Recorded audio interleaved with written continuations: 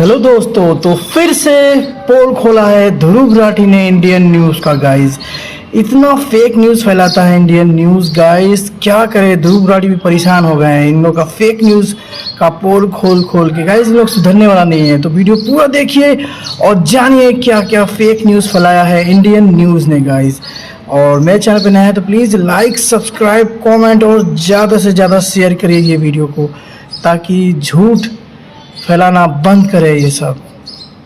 Iran war पर एक बार फिर से इंडियन न्यूज चैनल्स ने अपनी औकात दिखा दी है। ये देखो, इंडिया न्यूज ने बुर्ज खलीफा को ही गिरा डाला। टाइम्स नाउ ने कहा कि मिसाइल्स ने बुर्ज खलीफा को हिट कर दिया है। न्यूज 18 ने बुर्ज खलीफा पर हमले का पहला वीडियो दिखाने का दावा किया। देखो थंबनेल में कैसे बुर्ज खलीफा पर आग लगते हुए दिखाई है, लेकिन असली में ऐसा हुआ ही नहीं। इसी तरह राहुल शिवशंकर और अंजना ओम कश्यप ने यह वीडियो शेयर करते हुए कहा कि दुबई पर हमला हो रहा है, लेकिन एक्चुअली में कुछ दिन पहले बहरीन पर हुए हमले का वीडियो था। इस बार एनडीटीवी भी पीछे नहीं रहा। इसके रिपोर्टर आदित्य राज कौल ने सऊदी अरेबिया में यूएस एम्बेसी पर हमले की खबर पर एक पुराना वीडियो चला दिया। ये खबर जरूर सच थी, लेकिन ये वीडियो अनरिलेटेड था। इसके अलावा ये वीडियो देखिए जो टाइम्स नाउ और रिपब्लिक टीवी ने चलाया। इसमें क्लेम किया जा रहा है कि एक महिला दुबई के एक अपार्टमेंट में लाइव स्ट्रीम कर रही थी और एक ईरानियन मिसाइल ने उस अपार्टमेंट को उड़ा दिया। लेकिन ये वीडियो ना तो दुबई के किसी अपार्टमेंट का था, ना ही दुबई का था। सबसे शर्मनाक बात यह है कि कुछ मीडिया वाले लोग एआई जनरेटेड विजुअल्स का ऐसे इस्तेमाल कर रहे हैं जैसे कि ये वॉर की असली फुटेज हो। लोग न्यूज खोलते हैं सच देखने के लिए, ना कि ऐसे एआई जनरेटेड वॉर वीडियोस देखने के लिए। जितने तेज सायरन्स इन न्यूज चैनल्स के स्टूडियोज में बज रहे थे, उतनी तेज सायरन्स तो किसी वॉर जोन में भी नहीं बजे होंगे। इंटरनेशनल एटॉमिक एनर्जी एजेंसी के ताजा आंकड़ों के मुताबिक,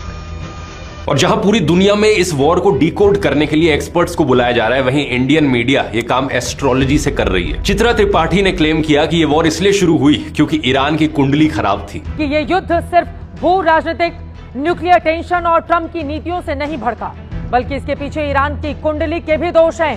एक एस्ट्रोलॉजर ने तो ये तक प्रिडिक्ट किया कि ग्रहण के बाद में चाइना इस वॉर में शामिल हो जाएगा। ग्रहण जब चल रहा होगा और ग्रहण के होते होते भी अब इस युद्ध से दूर नहीं रहेगा, वो भी अब इस युद्ध में कूदने वाला है। सबसे घटिया चीज जो ये करते हैं वो है वॉर की डेथ्स को एक क्रिकेट मैच स्कोर की तरह दिखाना। 1 के बदले 14 मारा, ट्रंप जीते ना ईरान हारा। स्क्रीन पर देखिए कैसे एक स्कोर कार्ड बना रखा है लोगों की डेथ्स का। असलियत में दोस्तों, देश दुनिया में कुछ भी हो रहा हो, इन न्यूज चैनल्स को सच से फर्क नहीं पड़ता।